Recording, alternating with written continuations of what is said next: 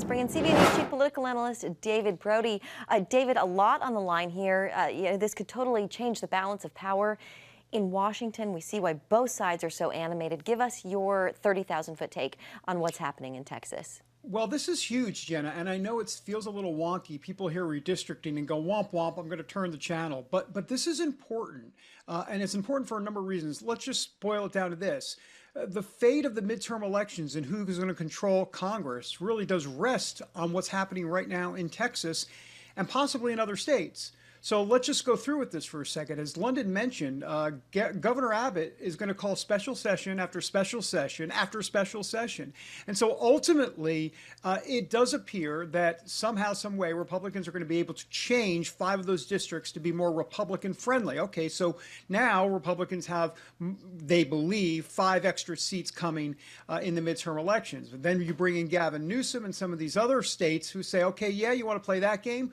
We're going to up you. As a matter of fact, California believes they can turn 6 congressional seats in California into the blue column, into the Democrat column. The problem in California, though, is that there is an independent redistricting commission. In other words, the only way California can change it is not through the legislature right now, only through that independent redistricting commission. So the way to get around that is you've got to get rid of the independent redistricting commission, and that's why Gavin Newsom may indeed call a special election this fall to have voters go to the polls to get rid of it. Then California can do what Texas is doing.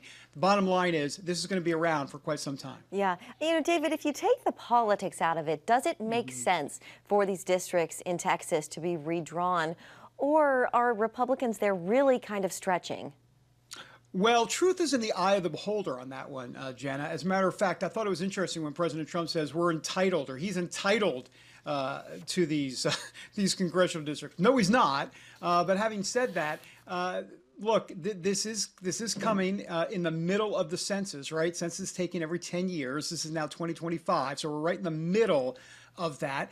And there are some new geographical and political and racially divided segments of our country, specifically in each congressional district. So you can make the case that why are we waiting 10 years to do this? But typically this does not happen. So there's that. But look, the truth of the matter is politics is always involved. Republicans are doing it here. They're pushing the envelope, but Democrats would have pushed the envelope as well. As a matter of fact, you can go back to Virginia and North Carolina in 2016 when Democrats were making the push to do redistricting right in the middle of the decade, right in the middle of the census. So, look, it happens on both sides. Yeah. David, how do you see all of this ending in Texas? Will they get the redistricting done? Will some of these Democrats actually be arrested? Will they be removed from office? What do you see here? Yeah, I think, well, first of all, yes, I think the redistricting will get done ultimately. Do I see arrests? Not necessarily, but I think it goes to a much larger issue that we're having in this country, Jenna.